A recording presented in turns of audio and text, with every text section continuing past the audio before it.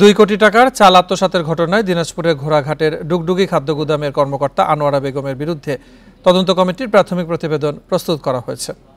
মামলা দায়েরের জন্য রোববার প্রতিবেদনটি দুদকের প্রধান কার্যালয়ে পাঠানো হবে। দুদকের দিনাজপুর জেলা সহকারী পরিচালক ইসমাইল মুসা বলেন,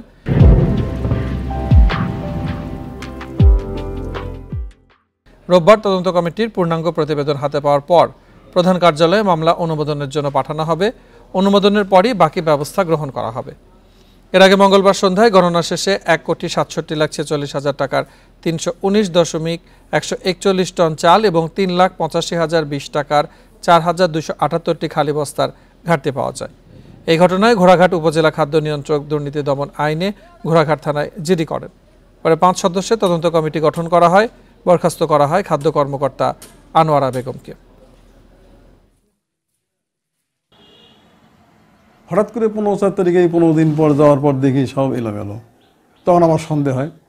সন্দেহ হওয়ার কারণে আমি লিখিতভাবে আমার কর্তৃপক্ষকে জানাই যে সেখানে খামারগুলো গোছানো না, এলোমেলো অবস্থা, এবং গত 25 তারিখের পর থেকে সে আর কোনো অফিসে আসেনি, বিনা অনুমতি সে অনুপস্থিত ছিল, যা আমি কর্তৃপক্ষকে জানাইছি।